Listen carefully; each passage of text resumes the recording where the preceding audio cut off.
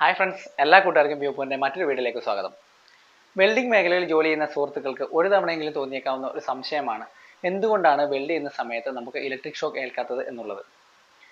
ഈ ഒരു സംശയം തോന്നുവാനുള്ള കാരണം വെൽഡിംഗ് മെഷീൻ്റെ ടോർച്ചിലോ എർത്തിലോ അതുപോലെ തന്നെ വർക്ക് പീസിലോ വെൽഡ് ചെയ്യുന്ന സമയത്ത് തൊട്ടാലും നമുക്ക് ഇലക്ട്രിക് ഷോക്ക് ഏൽക്കാറില്ല എന്നുള്ളതാണ്.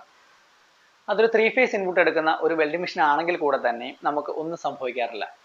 അപ്പോൾ എന്തുകൊണ്ടാണ് ഇലക്ട്രിക് ഷോക്ക് ഏൽക്കാത്തത് എന്നുള്ളതിനെ കുറിച്ചാണ് ഇന്നത്തെ ഈ ഒരു വീഡിയോയിലൂടെ പറയാൻ പോകുന്നത്.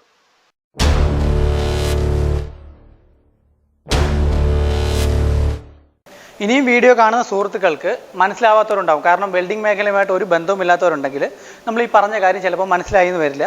അപ്പോൾ അതിനുവേണ്ടി നമ്മളൊരു ഡെമോ കാണിക്കുകയാണ്. നമ്മുടെ കയ്യിൽ ഇപ്പം 2 വെൽഡിംഗ് സെറ്റാണുള്ളത്. ഒന്ന് മിഗ് വെൽഡറും ഒന്ന് അലുമിനിയം വെൽഡറും. അലുമിനിയത്തിൻ്റെ തന്നെ മിഗാണുള്ളത്. അപ്പോൾ നമ്മളിതിൻ്റെ എർത്തും ടോർച്ചും കയ്യിലെടുത്തിട്ടുണ്ട്. മെഷീൻ ഓൺ ആക്കിയിട്ട് ഞാൻ വെൽഡ് ചെയ്ത് കാണിക്കാം. നമ്മുടെ ഒരു വർക്ക് പീസ് ഉണ്ട്.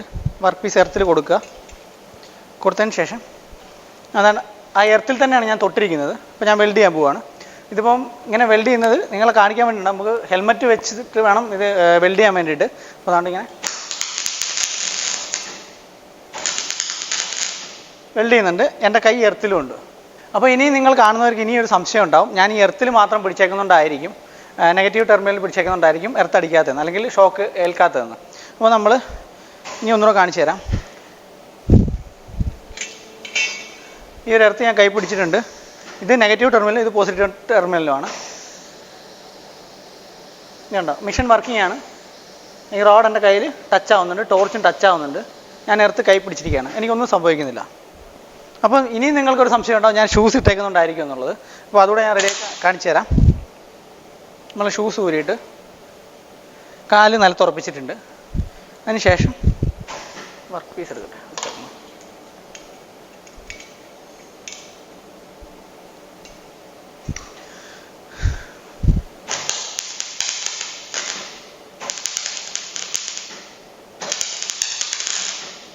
ഓക്കെ, ഇപ്പോൾ വർക്കാണ്.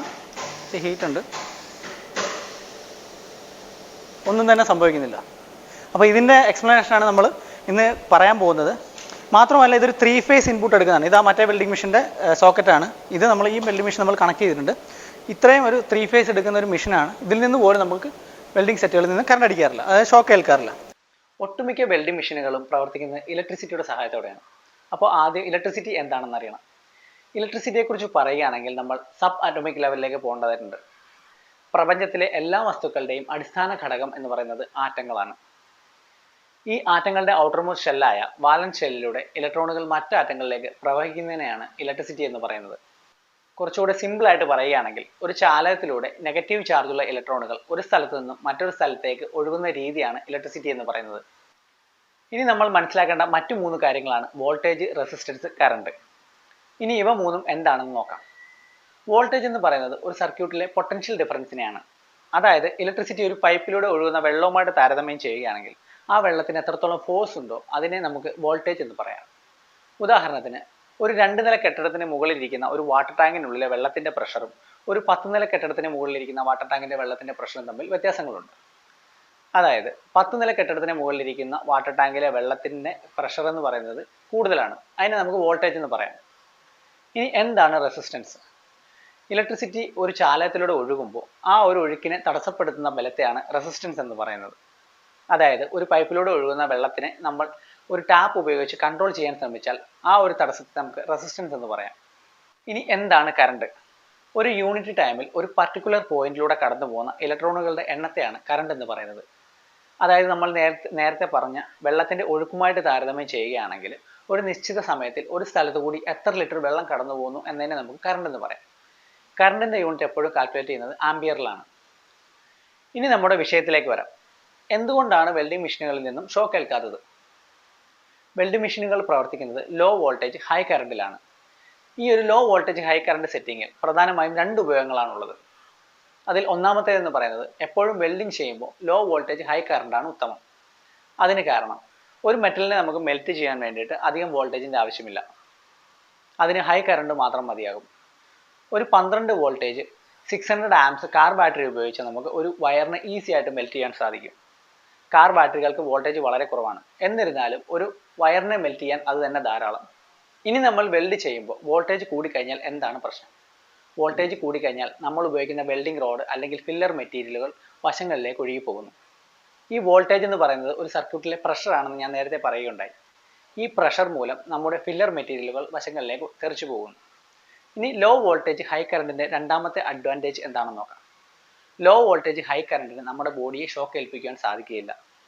അതിന് കാരണം നമ്മുടെ ബോഡിക്ക് ഒരു നിശ്ചിത റെസിസ്റ്റൻസ് ഉണ്ട്. ഏകദേശം 10,000 ഓംസ് ആണ് ഹ്യൂമൻ ബോഡിയുടെ റെസിസ്റ്റൻസ് എന്ന് പറയുന്നത്. നമ്മുടെ ബോഡിയുടെ റെസിസ്റ്റൻസിനെ ഒരു ചാലകത്തിന്റെ റെസിസ്റ്റൻസുമായിട്ട് കമ്പയർ ചെയ്ത് നോക്കുകയാണെങ്കിൽ നമ്മുടെ ബോഡിക്ക് റെസിസ്റ്റൻസ് വളരെയധികം കൂടുതലാണ്. ഒരു കൂടിയ റെസിസ്റ്റൻസ് സർഫസിലൂടെ ലോ വോൾട്ടേജ് ഹൈ കറണ്ട് ഇലക്ട്രിസിറ്റിക്ക് പാസ് ചെയ്തു പോകാൻ സാധിക്കില്ല.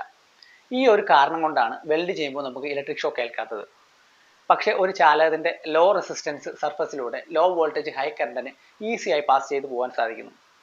മാത്രവുമല്ല ഹൈ കറണ്ട് ആയതുകൊണ്ട് നമ്മൾ ഉപയോഗിക്കുന്ന വെൽഡിംഗ് റോഡ് ഉരുകി വെൽഡിംഗ് എന്ന പ്രോസസ്സ് സാധ്യമാവുകയും ചെയ്യുന്നു. ഇനി നമ്മൾ പ്രധാനമായി ശ്രദ്ധിക്കേണ്ട ഒരു കാര്യം, വെൽഡ് ചെയ്യുമ്പോൾ ഒരു നനഞ്ഞ സർഫസിലാണ് നമ്മൾ നിൽക്കുന്നത് എന്നുണ്ടെങ്കിൽ നമുക്ക് ഷോക്ക് ഏൽക്കുവാനുള്ള സാധ്യത വളരെയധികം കൂടുതലാണ്. മാത്രവുമല്ല വെൽഡിംഗ് മെഷീൻ്റെ പ്രൈമറി ഇൻപുട്ടും സെക്കൻഡറി ഇൻപുട്ടും തമ്മിൽ എന്തെങ്കിലും തരത്തിലുള്ള ഒരു ലീക്കേജസ് ഉണ്ടെങ്കിലും നമുക്ക് ഷോക്ക് ഏൽക്കുവാനുള്ള സാധ്യതയുണ്ട്.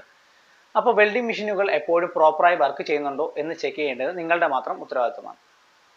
ഇനി സ്വാഭാവികമായിട്ടും ഉണ്ടാവാൻ സാധ്യതയുള്ള ഒരു സംശയമാണ്, കറണ്ട് ആണോ അതോ വോൾട്ടേജ് ആണോ നമ്മളെ കൊല്ലുന്നത് എന്നുള്ളത്. യഥാർത്ഥത്തിൽ ഇവ രണ്ടും ഈക്വലി കാരണക്കാരാണ്. ഹൈ കറണ്ട് നമ്മുടെ ശരീരത്തിലൂടെ പാസ് ചെയ്ത് പോയി കഴിഞ്ഞാൽ മരണം ഉറപ്പാണ്. പക്ഷേ ഈ ഒരു ഹൈ കറണ്ടിന് നമ്മുടെ ശരീരത്തിലൂടെ പാസ് ചെയ്ത് പോകണമെന്നുണ്ടെങ്കിൽ ഒരു നിശ്ചിത വോൾട്ടേജ് കൂടിയേ മതിയാകൂ. കുറഞ്ഞ വോൾട്ടേജിൽ ഹൈ കറണ്ട് ഉപയോഗിക്കുന്നതിനാലാണ് വെൽഡിംഗ് മെഷീനുകളിൽ നിന്ന് നമുക്ക് ഷോക്ക് ഏൽക്കാത്തത്. അപ്പോൾ വീഡിയോ എല്ലാവർക്കും ഇഷ്ടപ്പെട്ടു എന്ന് കരുതുന്നു. ഇഷ്ടപ്പെട്ടു കഴിഞ്ഞാൽ നിങ്ങളുടെ സുഹൃത്തുക്കൾക്ക് കൊണ്ട് ഷെയർ ചെയ്ത് കൊടുക്കുക. അതുപോലെ നമ്മുടെ ചാനൽ സബ്സ്ക്രൈബ് ചെയ്യുക. അപ്പോൾ ഇതുപോലുള്ള വീഡിയോസുമായിട്ട് നമ്മൾ വീണ്ടും വരുന്നതായിരിക്കും. അതുവരെയും ബൈ ബൈ.